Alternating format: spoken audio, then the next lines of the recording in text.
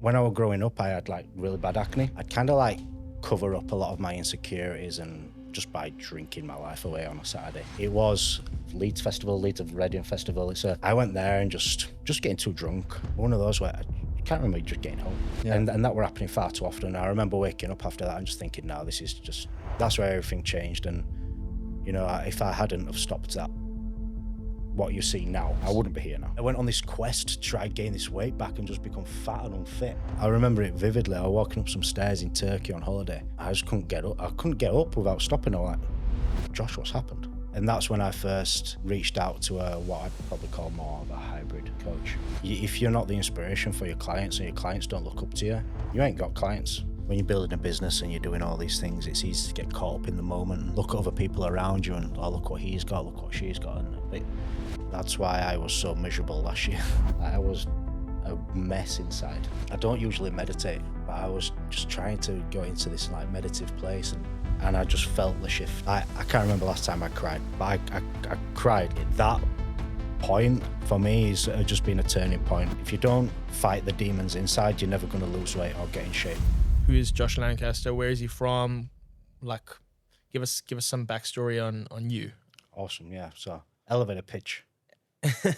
So yeah, I'm from Leeds in the UK. Okay. And I'm 33. I may not look it with my baby face, but I'm getting on now. I'm 33. And I actually didn't start coaching. Coaching was never my full-time job or personal training. So yeah, grew up in the UK, went through the usual school systems. I was very good at school. Got some great GCSE results, as we call them in the UK, and A-levels, etc. Went to university and actually studied architecture.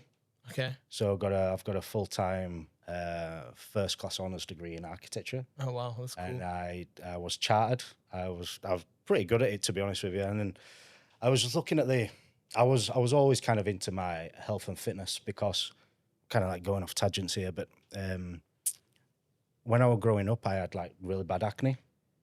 And one thing that I realized that helped that was like a clean ass diet, like super, super clean. So that's something that I've continued with now. So that like discipline that I needed to, because what mattered more to me was having a clear face than eating a chocolate bar, you know? So, Right. so I wanted to look better, which would give me more confidence in different social situations and things like that. So yeah, that's kind of was my outlet was, well, if I train and eat right, I look better. Right. You know, so that's how it all started. I played rugby. Pretty good at amateur level at rugby as well in the UK. And then I tore both my biceps and decided to retire. So Your bicep? How do you tear both your biceps? So, not at the same time, but okay. yeah, I have a scar there where somebody's knee just went into my elbow crest and the bicep popped up. Oh wow, that's So that was How old were you back then when that happened? that was just before COVID, or just before COVID. Oh wow. Okay. So Not too long Yeah. ago. And but at that time, 7 years ago. No, Yeah. probably 2019, 20 -ish. 2019 was 7 years ago. Damn, man. it goes quick, right? Gosh, you're going it goes quick. Almost a decade ago. Yeah. Okay. It's crazy. Sorry for going off the tangent, but wow. But COVID was like 2 years ago for sure. That's how it always feels. that's how it feels, right? Yeah. Yeah. But yeah, so at that time as well, I've been going through a little bit of like health stuff, kind of like my whole entire life.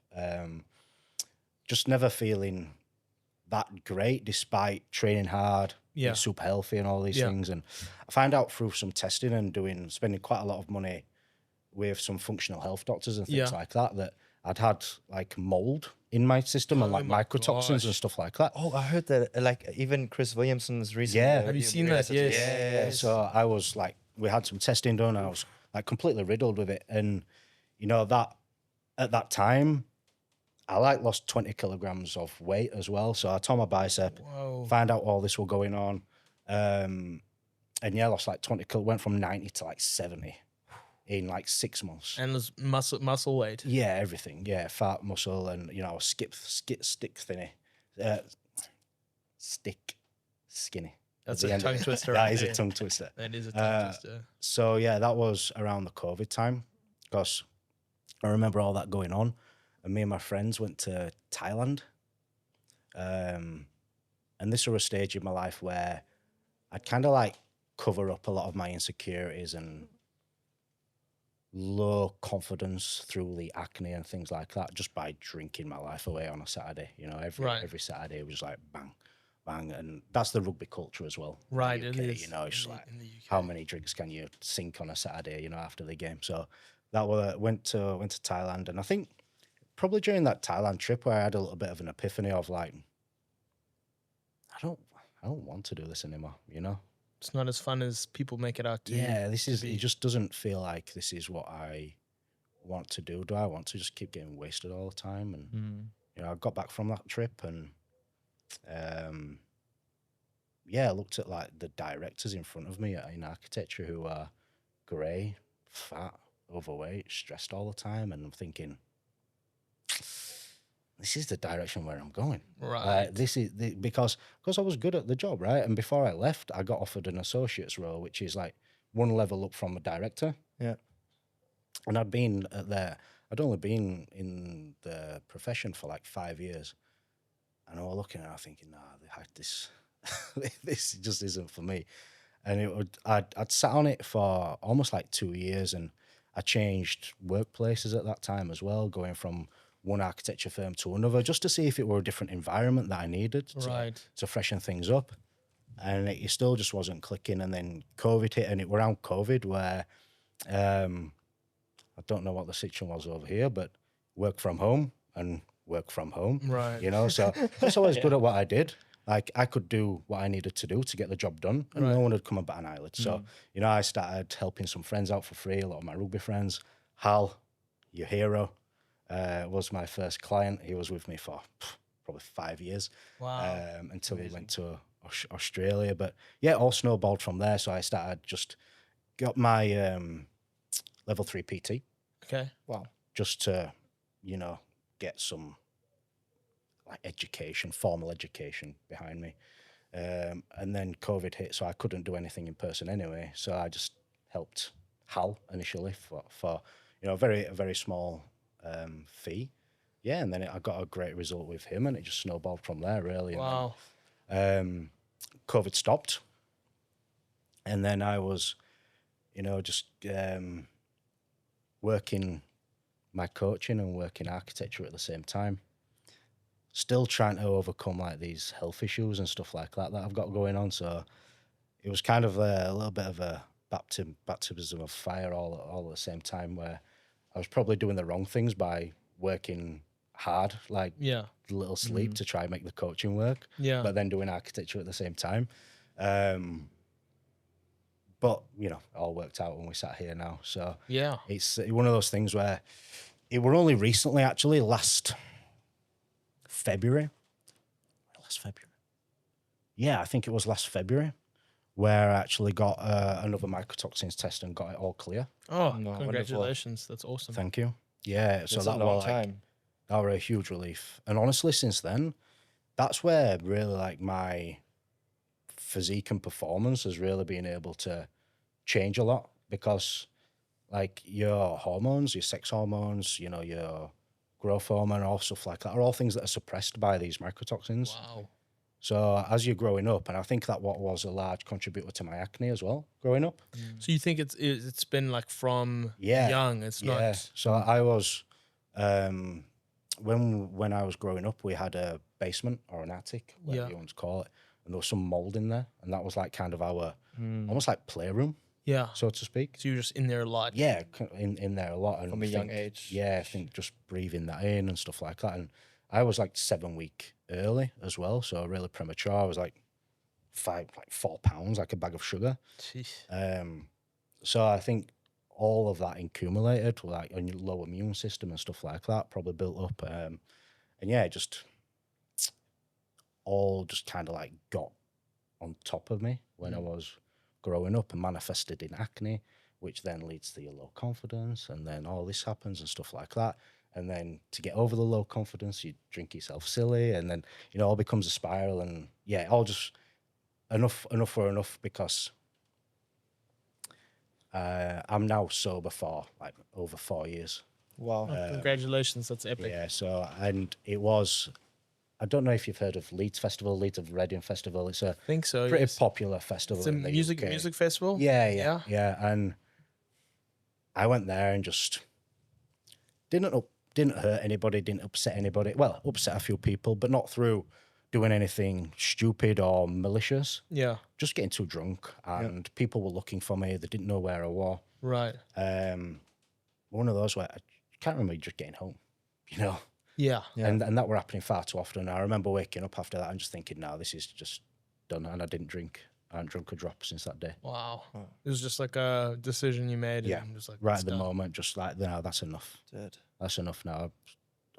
Upsetting my friends who were just looking out for me, I guess. Yeah. Wanting to know where I am. I wanted to make sure I'll get home safe. And then, you know, I wake up, no idea what happened. No idea any acts what I watched, you know, and can barely remember getting to the festival. Wow. Right. And it's like, what are you doing? Yeah. You're What- paying to go and have this experience. And Yeah. you don't remember it. Yeah. That's it. Yeah. Yeah. So that's where everything changed. And, you know, if I hadn't have stopped that, what you see now wouldn't Exist. Yeah, I wouldn't be here now. And so you think you could say mold led you to where you are today in like a really roundabout way? It was a Yeah, why not?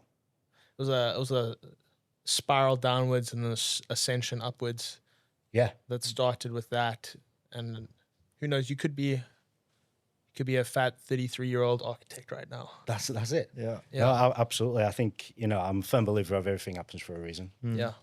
And over the past 6 months, I've become a lot more spiritual and found faith in Christianity. Hey, congratulations. Thank you. Welcome to the faith, my brother. And That's cool. Makes me happy. it's definitely something. I'm trying to get him on board. It's definitely something that has made me just, you know, be grateful that everything that's ever happened in my life. Yeah. Was there also, I mean, you said there was this one moment where you decided to stop drinking. Was there also a moment in time where you were like, okay, I'm going to take the leap of faith, going to leave my very secure, well-paying architecture job and pursue like full head-on to coaching?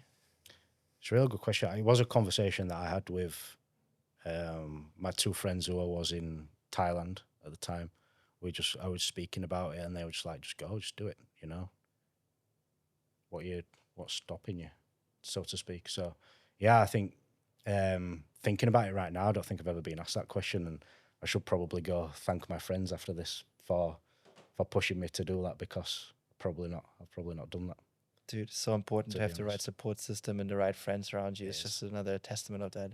It is. That's For sure. amazing. And what's your like fitness background? Obviously, you got a rugby background. Yeah. So are you primarily a hybrid training style now, or is it more bodybuilding, powerlifting, running? Like, Yeah, so always originally rugby, and everything that I did Right. was to support Rugby.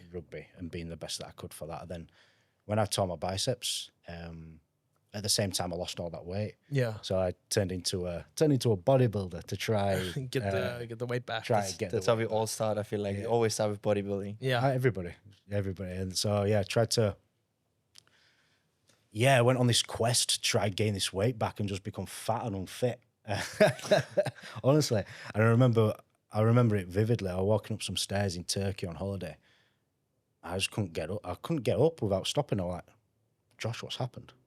Wow. Like when I played rugby as well, like I played front row. I'd play 80 minutes, fit as, you know, they come. And I'd turned into this guy who can't even walk up some stairs without like panting and being out of breath.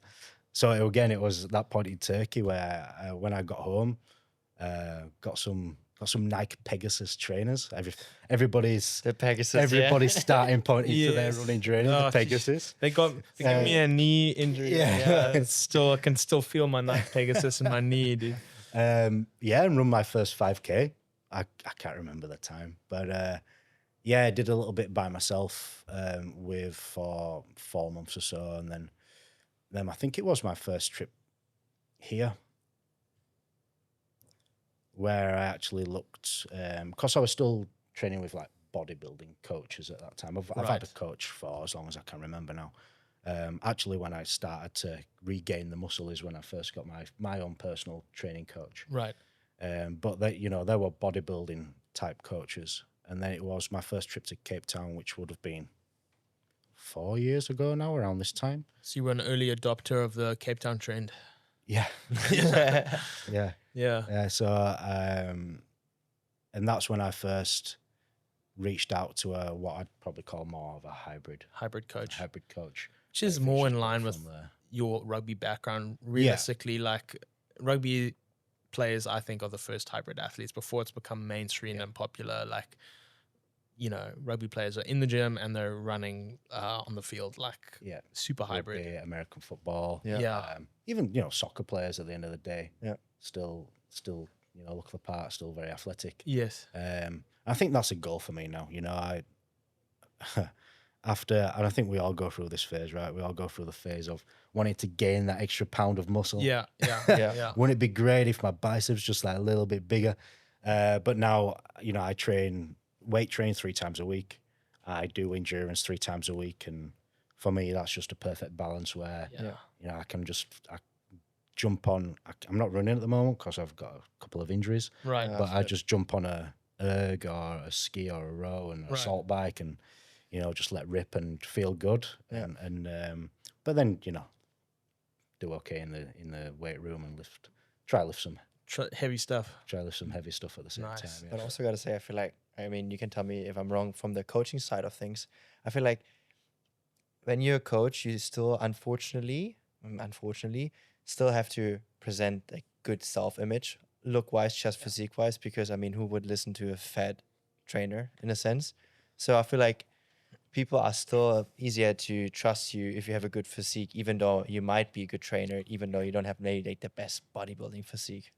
Yeah, man. I think it's so true. And to be fair, proof's in the pudding because the amount of clients or potential clients or people that I'll speak to on Instagram and stuff will say, "Oh, I just want a physique like yours, man." You know, and it sounds it's great to hear, but you know, it's 20 years of training. I'm not going to get you there in 3 months. I started training 20 years ago. Yeah. You know, and I think people these day and age do want, you know, the results like that. But no, to answer your question, for sure, people, you've got to walk the walk and talk the talk, you know, to be a successful coach, in my opinion. Yeah, for sure. Yeah, you can't just coach. You've got to lift yourself. You've got to run yourself. You've got to be the inspiration, man, for your clients. Yeah. If you're not the inspiration for your clients and your clients don't look up to you, you ain't got clients. Right. Not at all. Not at all. You haven't. And I don't want to sound big-headed when I say this, but I'm pretty sure that all of my clients would look up to me in some shape or form from a performance standpoint. Right. You know, and you've got to do that. You know, your clients have got somebody to look up to. They want to look up to somebody. Yeah. They've got to be motivated and inspired by somebody, and you've got to provide that inspiration and motivation to them as well. And you can do that through talking to them and chatting and you know, bigging them up and changing the tone of your voice and you know and doing things like that. But proof's in the pudding at the end of the day. Yeah.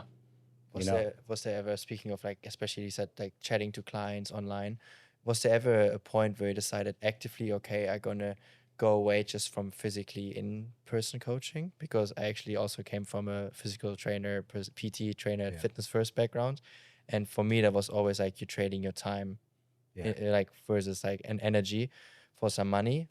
Was there ever like a point where you said, okay, I need to focus on my social media game and take this online to make it more sustainable, scalable? Was there ever a point? So it's a really good point. I mean, because I had no choice to do online right from the very start. I've actually done very, very, very little in person, like next to nothing.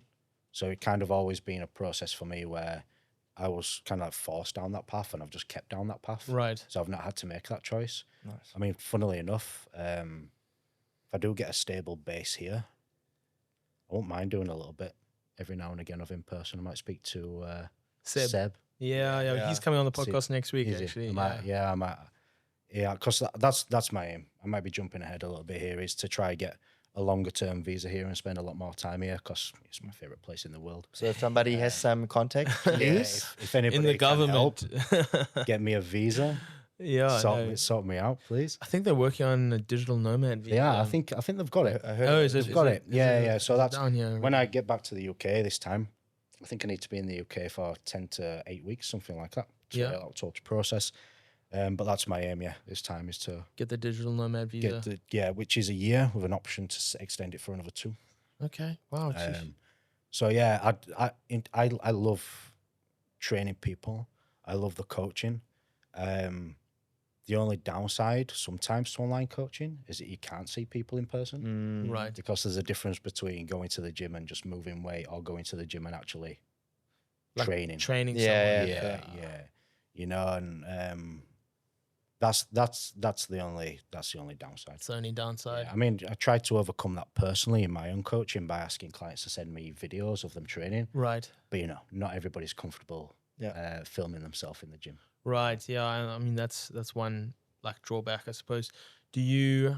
So if a client sends you a video and they're like not really training, they're just going through the motions, bad form.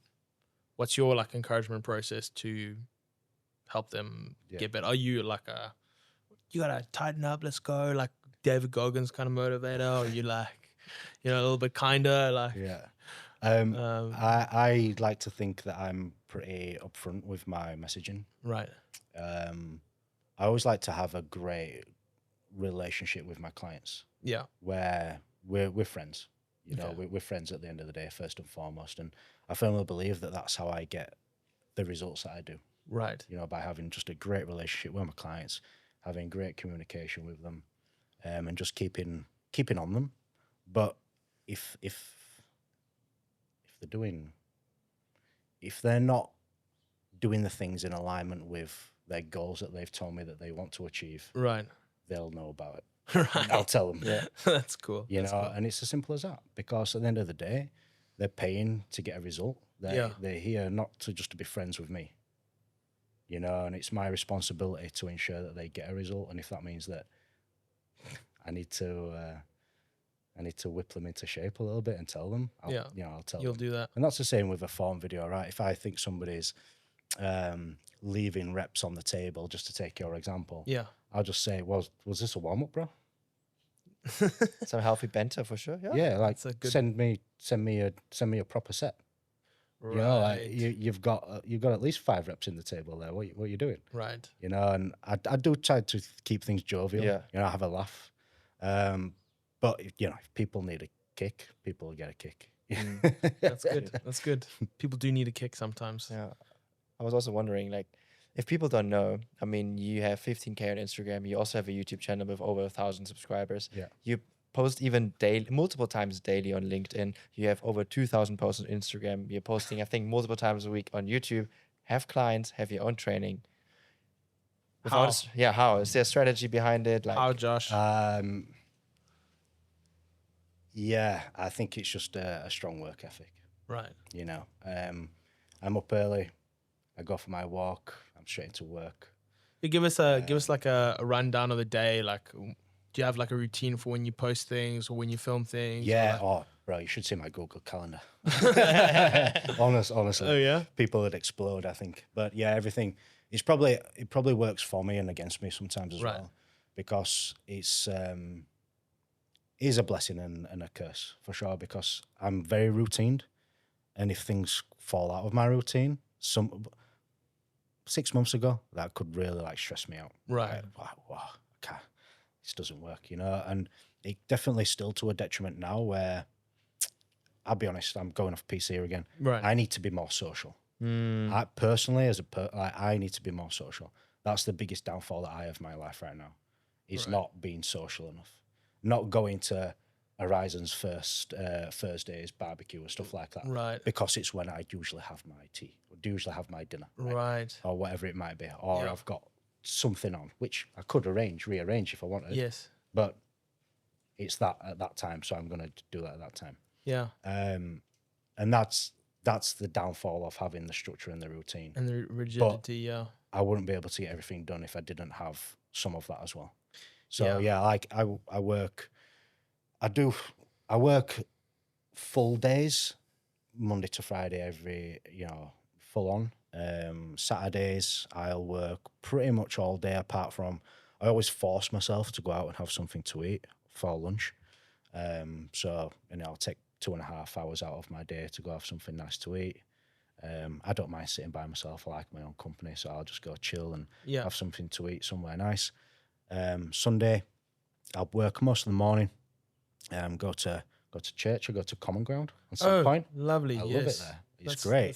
So much better than any service that I've ever been to the UK. Honestly, I can agree to that with Germany as well. yeah. Church culture here is very different, as I have understood. I was chatting to some English.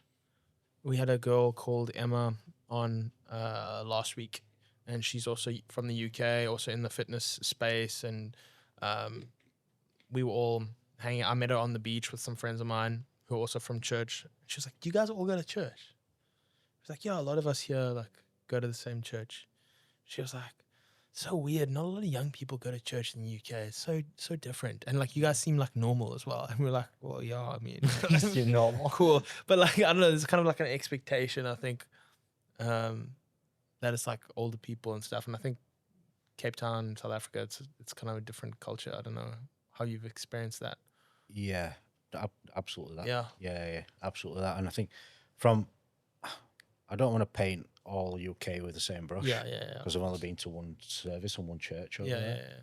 But it's just reading passages of the Bible, and singing some hymns and stuff like that, which, is great. It's fine. Yeah. But over here, it feels more of a celebration, and like you've got a man with a guitar at the front and everybody's stood up singing. And, there's a guy who's not just reading verses from the Bible, but is breaking down each and every section of it and talking about things in detail. And I'm sat there making notes because I'm like, this is great. Yeah, that's good stuff. And in the UK as well, I think the churches are, for them, again, from what I've seen and experienced, pretty run down. Really? They don't feel like they're well kept, whereas over here they look inviting, they are inviting, Right. And totally different environment. So I think that plays a huge role in the popularity, for sure. Yeah, for sure. But yeah, I'll go to church. That finishes at 12, and then again, I'll just end up doing a bit of work in and out for the rest of the rest of the day. Yeah. But I love it. You love it. You enjoy your work. Yeah, I enjoy my work. That's cool. That's key. Absolutely. That's key. I You feel like gotta you need love to what also you be do. the person for that. in a Yeah. sense. Yeah, you got to be the person who loves your work. I think the thing is like, do you think the architecture thing, you weren't loving it, which is why it drove you to like drinking and like these sort of like other activities, whereas now you enjoy your work, so you're more than happy to work more, I suppose. Yeah, I think that has a role for sure. I think the first thing that the alcohol was a cover up for my low confidence through the acne. Yeah. So I don't know, like, anybody's watching or listening, or you guys have had like severe acne before in the past, but like, I wouldn't wish it on my worst enemy. Growing up as a kid, and I had like this cystic acne where I'd cover up boils all over your face. You can still see some like remnants of that now, and I've not had any proper acne for a very long time. But the scarring is still there. It's And still it true. hurts too, right? Yeah, It's full of pus. and you're growing up, and like people take fun of you and stuff like that, and it's all light-hearted. But at the end of the day, any bullying's bullying at the end of so you take all that on board, and you just become unconfident because of it, and there's a way to overcome the confidence, right? Yeah. Do you also feel like Drinking. So that's what happened. It was to cover up the lack of confidence, and feel confident enough to speak to people. But at the end of the day, it's all just a fake confidence, right? And then when the alcohol stops, you need to find yourself again. You need to find that confidence. Yeah, I know. It's epic. Yeah, I also feel like, honestly, like you having this mission now to help men to get that confidence Yeah. that they maybe never had through physical change. I mean, it doesn't even like, sometimes people think they will come to probably you for like, they want to have the better physique, but like you said, as soon as they experience like, oh, now I can go up those stairs without being out of like breath, that's actually also when it hits them like, I'm not just looking better, I feel better, I have more energy. So if there's maybe people listening right now, which might be unlikely because it's a fitness and health social media podcast, but if there's someone that feels like they want to make a change in their training, what is like, would you say like the foundation you would lay for like a nicely balanced hybrid training?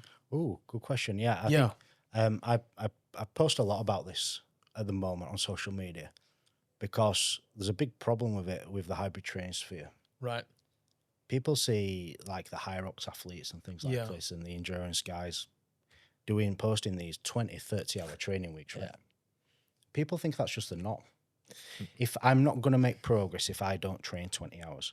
And honestly, I look at people come and speak to me about wanting coaching or wanting help or advice, and I look at how much training they're doing, and it's like twice as much as I'd ever program personally. Wow. You know, they're racking up these mental long weeks. They're starving themselves because they still want to lose weight. Right. You know, they've got this belly and they can't drop any weight anymore. And they're just absolutely, I call it cooked, like just absolutely frying themselves. So yeah, to answer your question, start with the minimum amount of work that you can do to see progress. And for most people, could quite easily be 1 20-minute run and 2 full body gym sessions. Walk 8 to 10,000 steps per day and watch what goes in your mouth. And depending on your starting point, that is very basic beginner starting point. Yeah. You don't need more than that. And once you start doing that, and 20 minutes running feels easy, Yeah. do 30.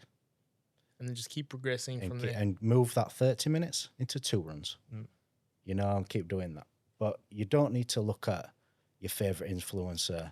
And there's loads of the hybrid training split posts on Instagram these days. They're all going like, they must all be going viral. But they're all the same. Yeah. 3 full body strength sessions a week, 3 runs. And the problem is also, like you said, it like now here on the long form podcast, what you see on Instagram looks like, oh, that just started yesterday. But no, you've been training for 20 years. So probably the people that post those videos with the splits, they're doing it now, but they started also somewhere else. Yeah. Yeah. And, you know, truth is, I got nothing to hide. Like, 99% of my clients, unless they're doing a dedicated marathon block or Right. Ironman or whatever, will train 4 or 5 times a week. They will do 3 full body strength sessions and 2 endurance efforts.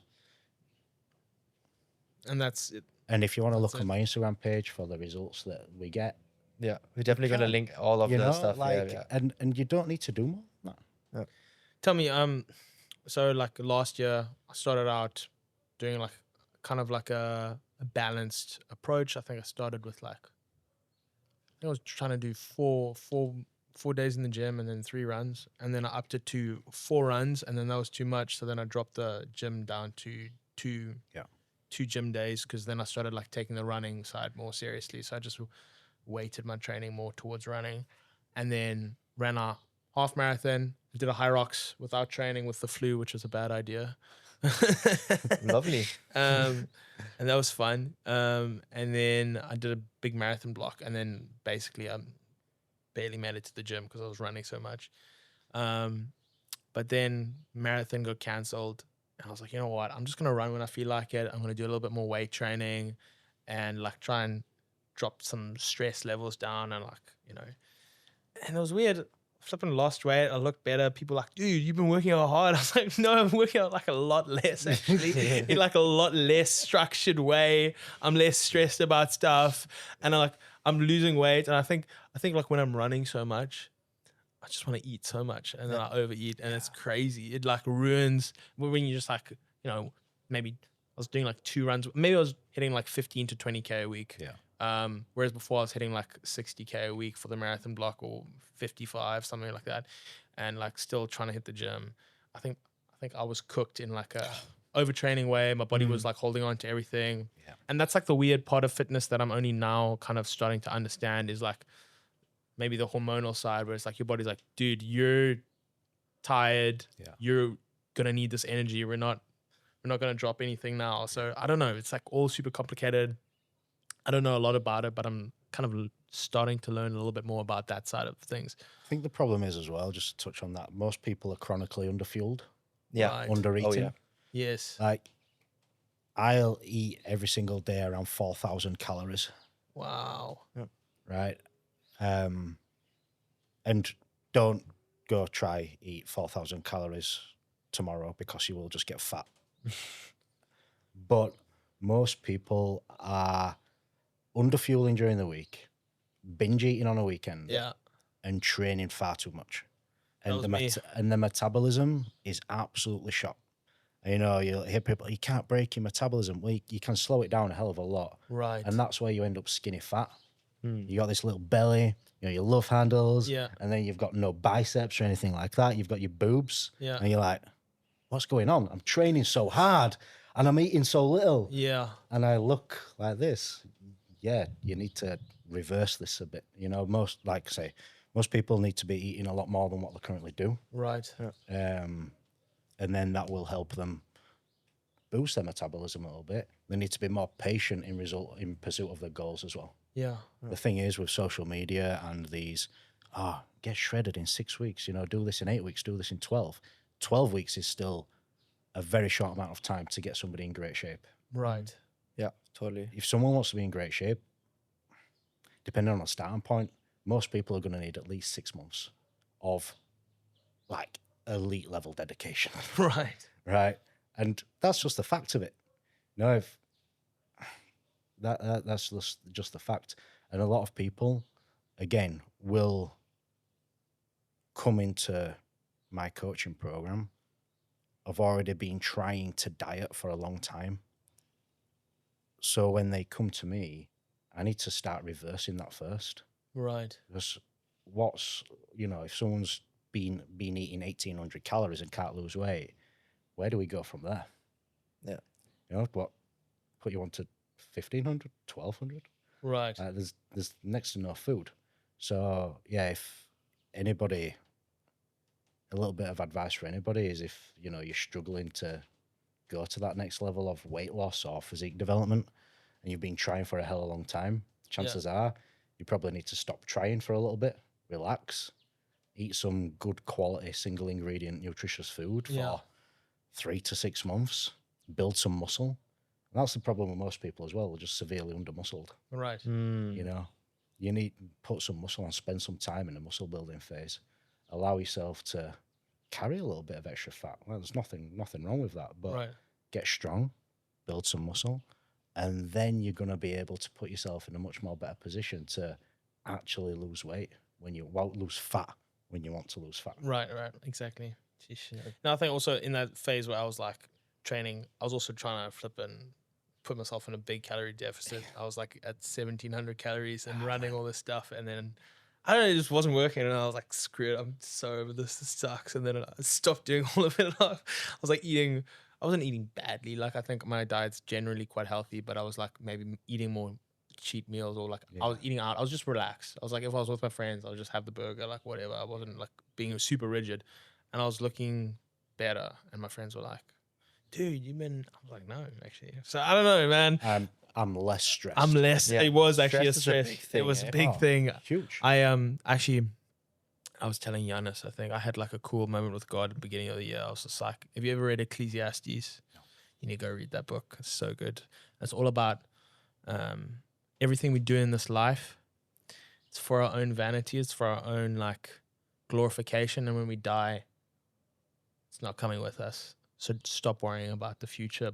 Just enjoy today. Love that. And I'd like settled in my spirit. 1st of January, I read it. I was like, okay, cool. I just relax. And that actually, I credit that with me like looking better and feeling better because that just made me so less stressed in January. I was just like, you know, whatever. It doesn't matter like getting in shape, doing my marathon. I'm doing the Cape Town Marathon, High Rocks.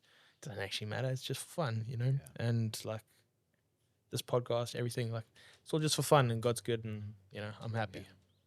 No, I think it's a really nice realization. And when you're building a business and you're doing all these things, it's easy to get caught up in the moment and look at other people around you and, oh, look what he's got, look what she's got. But you don't know what they're going through either. Exactly. You don't know the stress that they're going through or what's on their shoulders and stuff like that. And we all get caught up, I think, in other people's life. But that's why I was so miserable last year. This time last year, I was in Cape Town for 3 months again, and I was just like all smiles, but it was all just fake.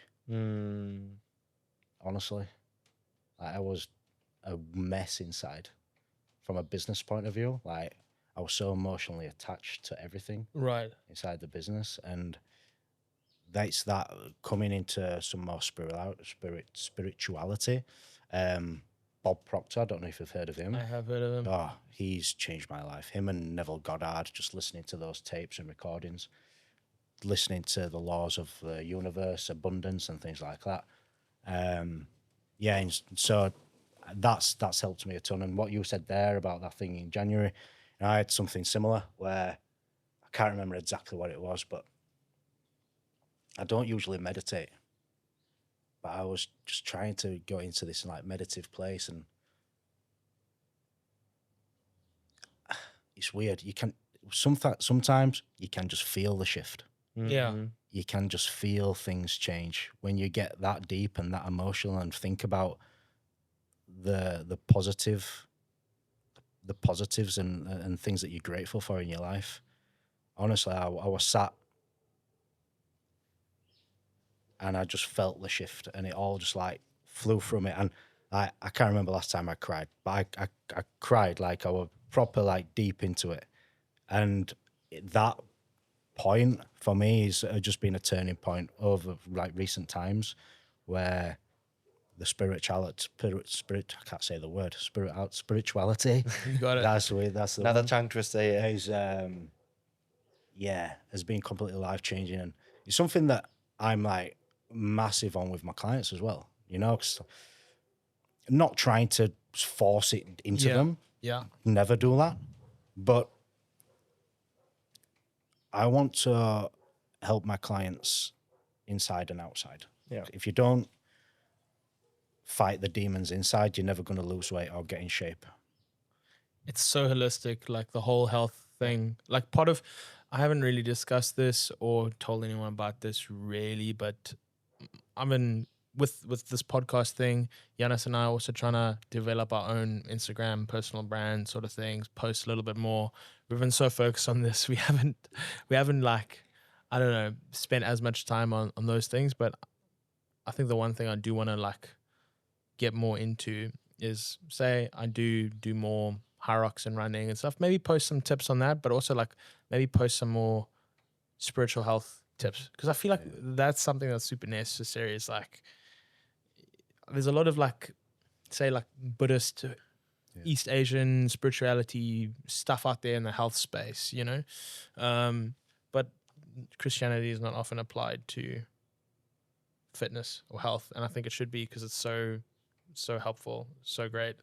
I feel like in general also, I mean, that's one thing I realized about your content compared to, as I say, some other fitness coaches or fitness influencers, if you want to call that. You lead with value. You don't necessarily, at least from my side, what I can see, it doesn't look like you're trying to go viral, get millions of views. You're just literally trying to provide the most valuable content possible. And I feel like that's also so important. That ties in all back together what you just said.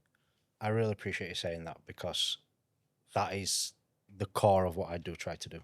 There's a lot of people out there at the minute who say like value-based content is dead and you shouldn't be posting value-based content, and I just try to stick to what I want to do, and that is what I want to provide. I want to provide value. I want to provide value, and if people want to join my journey, they can come and join. But you will get rewarded for providing value and providing a service. Right. Not the other way around. Yeah. So you don't get rewarded from doing the opposite. You have to provide a service and provide value to get rewarded for that. And I want to provide value. And I actually found myself drifting away from that. It was literally for a week in January. I started putting some like content which was quite heavy and quite negative and quite like almost like forcing people to like, I don't know, like belittling people. Into shape, like get in the gym, like But belittling people in a form of oh, you're doing whatever, you're doing the wrong things, or whatever it might be. You know? Starting with the typical hook. And actually, on my reflection on a Saturday, which I always do, I reflected on it and I looked at the week and calls that I had with prospective clients went poorly, and the clients who were on the calls, prospective clients who were on the calls, were really bad fit, had real negative energy. And I was thinking about like, why? It's because I was putting out negative energy. Right. You get what you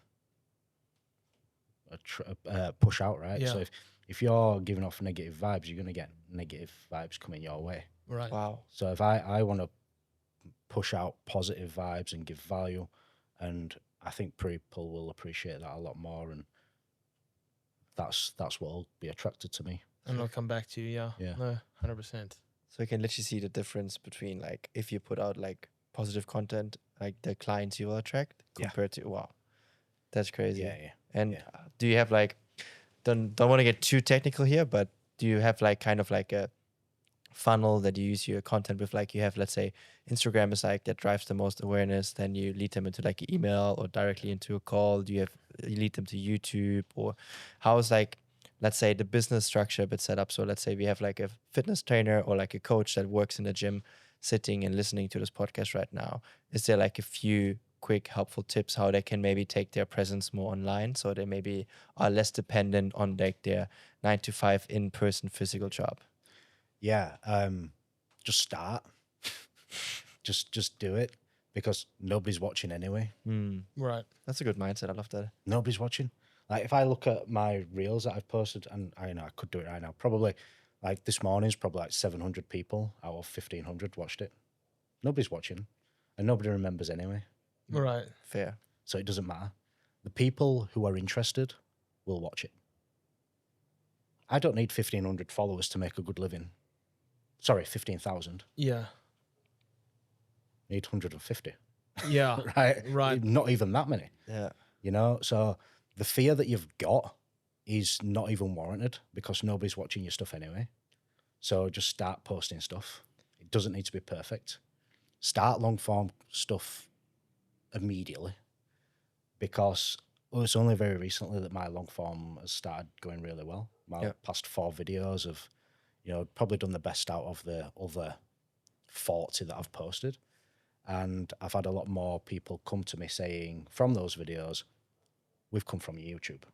Oh, wow. When somebody watches a 10, 15 minute YouTube video, they've got a lot more buy-in and trust in you than what somebody has who's just watched 15 seconds of a 90-second reel. Right. Right. They watch 15 seconds. Swipe. So, yeah, to answer your question, just start doing content. Get YouTube on there as well. Doesn't have to be perfect. Doesn't have to be polished. Just do it. People buy into people. People who will follow you, want to follow you. People who don't. And that's fine. You don't want everybody anyway. That's so true. You don't want everybody. Like,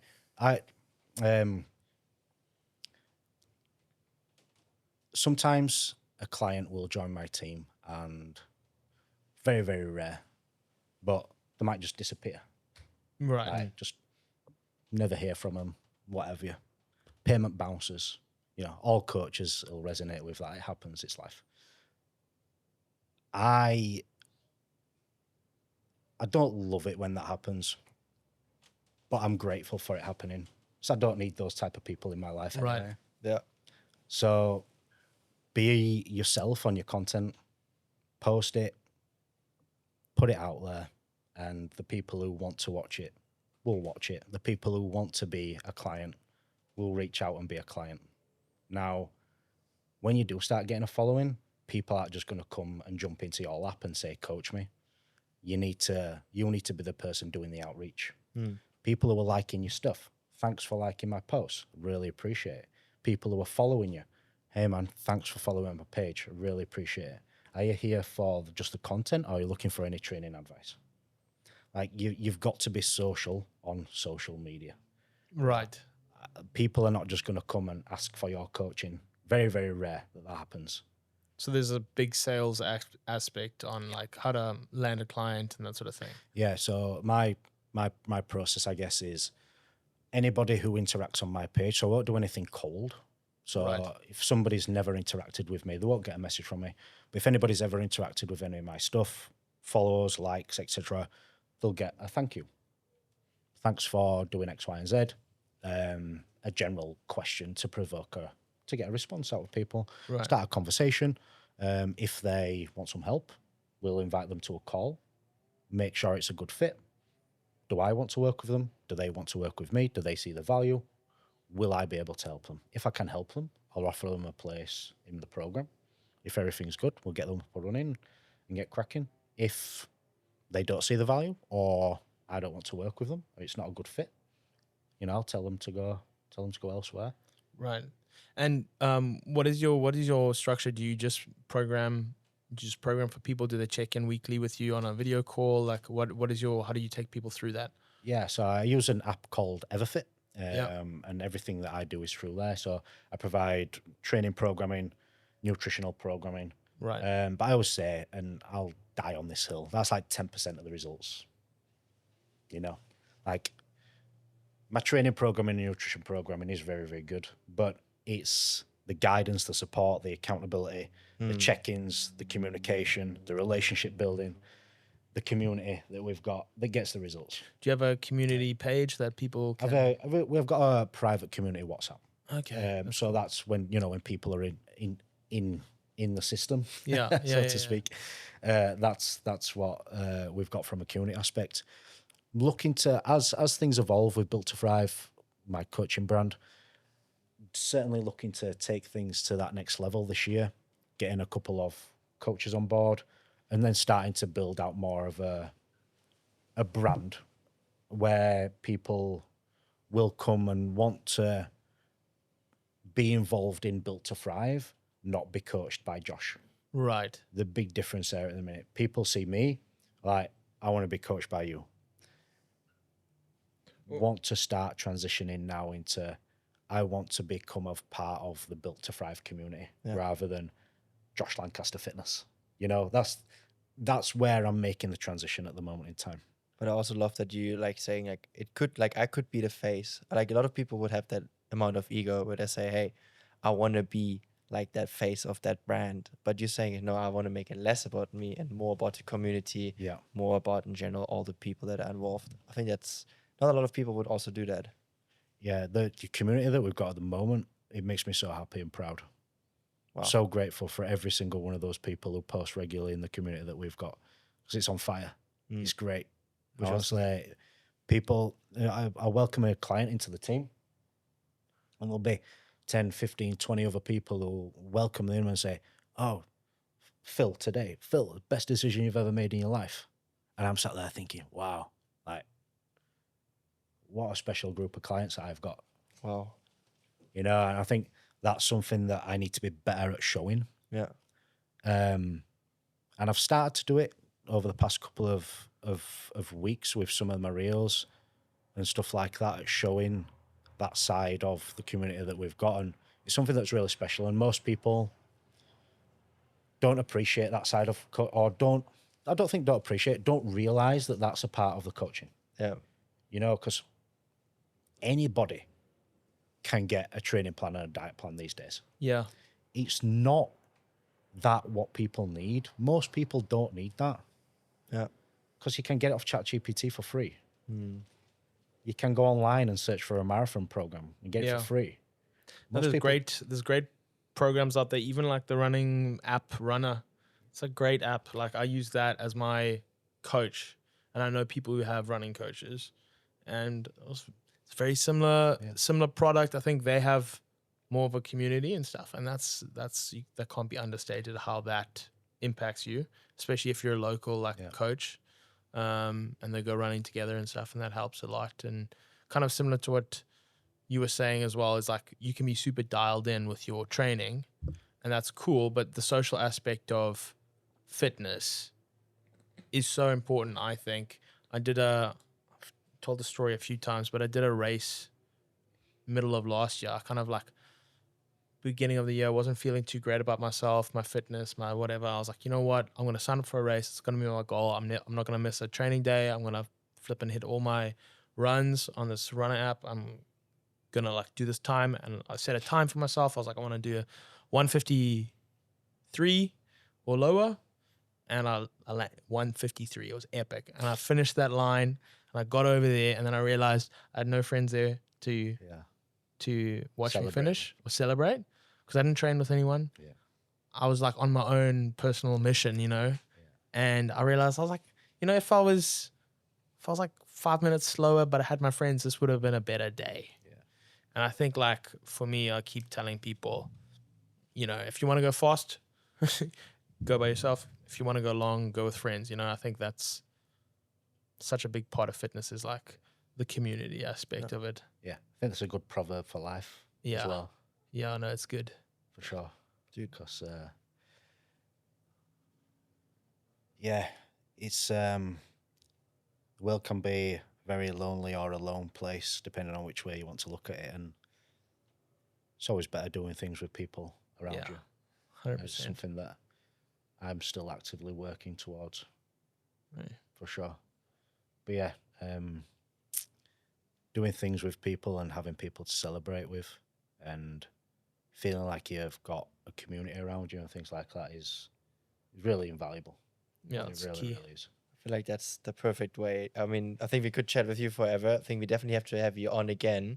If you make it and somebody maybe has some context to get you stay here permanently, that would be amazing. But we do have a quick fire question segment Let's go. that we always do in the end. So try to answer as short as possible. Terrible at answering short. I think most people are. So okay. Yeah, no, but you got it. I'm sure it's not super difficult. Best DM you ever received from a client? Oh. Any DM which always involves their son or daughter or both saying that they're the best dad. Wow. Anything along those lines. I can't pinpoint exact, but it's frequent. The one in the, you can go to the next question. But But yeah, beautiful. any message that a client comes through where it's like, my son said this to me today. It's like, oh, It's rewarding. Wow. yeah, Damn. that's better than anybody running a fast 5K. Right, 100%. You know? 100%. Okay, in the end, who cares? Yeah. So you'd love that. Okay. Worst fitness advice you see on Instagram every day? This is a really terrible answer. I don't consume content on Instagram. Perfect. I know that sounds maybe crazy, but I spend very little time on Instagram consuming content. Right. So maybe based on what I listen to and speak to with people on a day-to-day basis, it's the generic advice of just what we've kind of been speaking about. Right. Do more, eat less. Do more, eat less, cut out carbs. Yeah. Oh, bro, that's a big one. That's a big one. Oh, That's what I would say. that's huge, yeah. Cut out carbs. If you take that one. I could go for days. on cutting out carbs. Okay, next one. The exercise everyone or every man should be doing but isn't. Ooh. Put a barbell on your back and do some squats. Squats. Let's go. I think people just, avoid a barbell back squat. I'm going to get injured. But yeah, just Back get, squat. get some strength. Sounds good. If you had to sell coaching using only one platform, Instagram, YouTube, or LinkedIn, which one would you choose? Start coaching. I'd have to say Instagram. Unfortunately. I think the reach that you'll get in a shorter space of time will allow you to build up a faster client base than what YouTube would. If you didn't need income and clients straight away, go to YouTube. Wow. Okay. Love that. Destroy average. What does average look to you? Ooh. a man who just follows the same path of everybody else. I'm going to go and have a takeaway on a Saturday night and have some beers just because everybody else is doing it. I'm going to skip the gym just because it's raining outside. You know, someone who just follows the norm, who stays inside the comfort zone and just does the same as everybody else. Lovely. Okay, perfect. Thanks so much. Where can people find you? Plug all the channels that you have so people can find and follow And your see products, some yeah. values. Thank you very much, guys. My first podcast, so I really appreciate it. I've loved it. Anything and everything, Josh Lancaster J2. All right. Awesome. YouTube, LinkedIn, Instagram. Please make sure to follow. And also for us, please make sure to hit the subscribe button, or wherever you listen, please leave a rating. We would appreciate it. Thanks so much, guys. Cheers. Thanks, Josh. Thanks, Appreciate guys. it.